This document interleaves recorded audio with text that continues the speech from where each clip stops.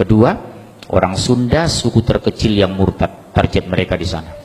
Makanya mereka incar apa? Sukabumi, Cianjur, Ciamis. Saya sampai Sukabumi Selatan, Pak. Sudah berdiri sekarang Lembah Karmel, pusat Katolik terbesar di Asia. Saya sudah masuk itu. Masuk di stop. Papa Saha, Abdi Mas Situmorang. Dari mana? Dari Jakarta. Dengar Situmorang, dikiranya saya pendeta. Bebas masuk. Kita bawa ini. Badai ke mana? Saya bilang, badai ke luhur. Sabar orang, tilurang. Saya bilang, dari mana tuh Pak? Abdi mah dari Jakarta. Mendengar Situmorang, oh bangga. Abdi ke luhur, Bapak tahu itu. Bukan Jatiluhur, Pak, ke luhur, naik ke atas gitu ya. Sampai di sana, subhanallah, sudah selesai gereja katedral, gereja besar, lebih besar dari gereja katedral. Disitulah saya tanya, berapa banyak Sunda yang dimurtadkan? Lengkap foto-foto, dokumen saya simpan. Terbang saya ke Palembang, Pak. Berdiri lagi di sana, hanya 7 km dari Unsri, Universitas Sriwijaya, Sekolah Alkitab Palembang. Seluas 15 hektar. Bapak dari mana? Dari Jakarta. Oh iya, Bapak Situmorang. Pimpinannya ternyata seorang Batak juga, Sinaga. Saya tanya, udah berapa lama berdiri? Udah 15 tahun. Oh iya, udah banyak yang orang masuk Kristen. Oh luar biasa Pak. Yang kita incar dari teknik fakultas, itulah saya dapat. Dari teknik ke dokter. Oh iya. Oh bagus. Di hati saya, dalam hati saya panas ini. Gimana bagus hati panas? Oh bagus. Saya tanya, daerah mana yang mau dimurtadkan? Kami memfokus di 4 provinsi. Lampung, Jambi, Sumsel, Bengkulu. Sudah berhasil. Bengkulu Utara sudah satu desa masuk Kristen. Saya ketemu alhamdulillah tokoh Bengkulu di Jakarta. Saya ngomong serius, Pak, tolong ya Pak, hati-hati. Bengkulu salah satu daerah yang akan dimurtadkan di Sumatera sebagian selatan, Sumbaksel. Luar biasa Pak. Lihat yang di Jawa Barat itu, Danu Khalil Winata, pendeta Danu Khalil Winata, pendeta Muhammad Solehin, pendeta Luqman Sardi, pendeta Lisa Odah. Saya bingung melihat umat Islam. Saya angkat ini, nyaris tidak ada yang peduli. Padahal kata Rasulullah terhadap orang murtad, nasihati, kalau mereka tidak kembali ke Islam, yang murtad dan dimurtadkan pancung. Makanya Amerika tidak suka sama Afghanistan itu, karena Taliban itu kalau ketahuan ada misi Katolik Protestan yang masuk ke Taliban, coba-coba murtadkan, pancung. Bapak tahu nggak? Saya sendiri yang melaporkan ke Komisi Hukum, Komisi 3 Hukumnya, DPR, Kapolri Sutanto, Presiden, Wakil Presiden, Menko Polhukam. Saya antar sendiri di waktu itu. Ini ancaman terbesar bagi NKRI. Kenapa? Mereka sudah berani membangun pusat Kristen di mayoritas Muslim terbesar di Indonesia, Jawa Barat. Kalau melihat orang Batak Kristen, saya nggak terlalu pusing. Tapi kalau mendengar bahasa Sunda ke gereja, badeka mana teteh? Badeka gereja, teteh mah Kristen. Sakit itu di sini Pak. Ini persoalan agama. Tapi Abdi bingung, orang masa daerah cicing wae di ditu. Cicing Pak, cicing wae. Hati-hati loh Bapak, orang Jawa Barat di sini. Peringatan besar Pak. Cianjur, Sukabumi, Ciamis. Saya keliling di 3 kabupaten ini. Kenapa Pak? Negara tidak pernah campur tangan ketika rakyatnya murtad. Yang kedua, demokrasi dan HAM dijadikan landasan melindungi pemurtadan. Betul? Bahkan zaman Pak SBY, orang murtad jadi menteri. Siapa? Menteri Kesehatan Napsi Amboy. Itu adiknya Profesor Dr. Hasan Walinono, mantan Dirjen Pendidikan Tinggi. Saya udah sampai ke kampungnya Pak di Sengkang itu. Dr.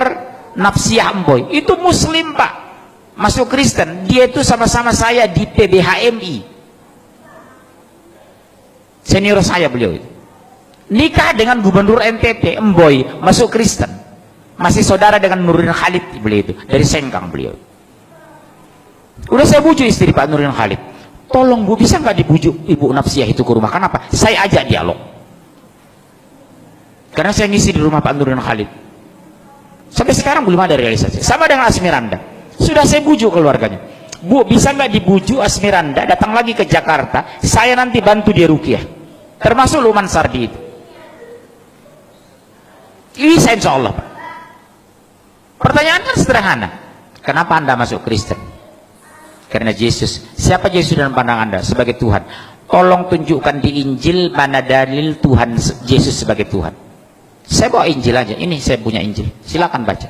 Tidak ada satupun pernah Yesus mengaku sebagai Tuhan. Tidak pernah Yesus minta disembah sebagai Tuhan. Bunda Maria yang terdekat kepadanya tidak pernah menyembahnya. Terus mana landasan Anda menyembah Yesus? Bapak punya doktrin ini loh sama anak.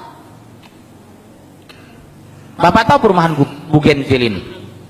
Salah satu anak jamaah pengurus masjid murtad itu. Bapak tahu Masjid Raya Pulau Asam? Ketua masjidnya murtad, Kolonel Muhammad masuk Kristen. Kolonel Marinir, Pak. Masuk Kristen menjelang meninggal. Ketua masjid Pulau Asam, Jakarta Timur itu. Orang kaget, Pak. Begitu didatangi melayat pengurus masjid, sudah haleluya. Ternyata menjelang meninggal dia masuk Kristen. Ketua masjid loh, Pak. Bilang apa gitu? Makanya sekarang penguatan di akidah di rumah tangga luar biasa nomor satu. Satu diantaranya apa? Dekatkan anak kepada Al-Quran. Enjoykan anak dengan Islam. Gembirakan anak ke masjid. Jadikan masjid pusat pembinaan anak Islam. Sekarang maaf, begitu seriusnya kita di sini orang tua, jujur, kemana anak-anak muda kita? Kenapa tidak hadir di sini? Jujur, ayo. Kalau anak saya paksa ke masjid ikut saya. Subuh itu anak-anak kecil saya bangun itu jam 4. Bangunnya nak, kita ke masjid ya nak, bangun nak, bangun. Nanti kalau terlalu capek kamu habis dari masjid tidur ya nak. Tolong jawab ayah lo nak. 1 menit pun ayah tidak bisa masukkan kamu ke surga lo nak, demi Allah. 1 detik pun ayah tidak bisa mengeluarkan kamu dari neraka. Yang membuat kamu masuk surga kalau Allah ridho sama kamu lo nak, demi Allah nak. Doktrin saya seperti itu. Ke masjidnya anak, bujuk anak ke masjid, banguni dengan kelembutan. Sekarang mas, maaf, berapa banyak, maaf, masih ada waktu ini. Demi Allah, Bu, berapa banyak kita bangga anak kita pintar matematika tapi tidak bisa baca Al-Quran. Berapa banyak alumni S2 dari Jerman tidak bisa mensolat jenazah. Betapa indahnya di hari kematian kita, imam jenazah adalah anak kandung kita. Di hari kematian kita, mengkapani itu anak kandung kita, bukan orang lain.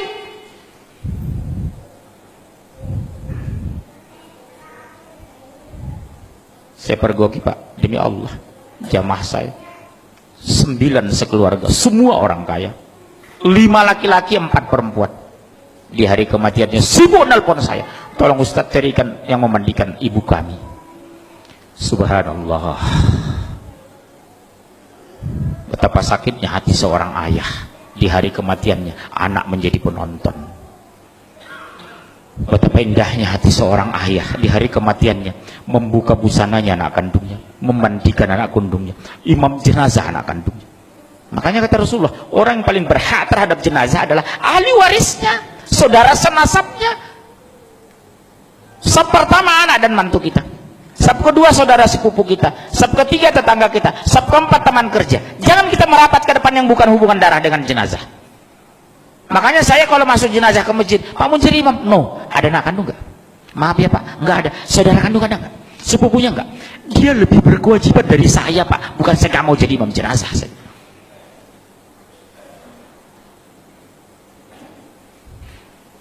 Hati-hati loh Pak sekarang. Silahkan S2 ke Jerman, S3 Swedia, tapi basic agama harus kuat. Apa yang kita banggakan nanti di hari kematian kita, Pak? Anak menonton jenazah kita, subhanallah.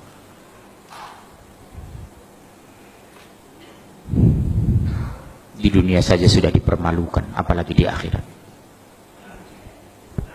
Begitu diminta pertanggungjawaban di padang mahsyar, apa yang kita jawab? Anak tidak bisa Al-Quran, sholat banyak tinggal. Hampir di semua pengajian yang melibatkan anak, saya tanya jujur, nak, kelas berapa nak? Seperti kamu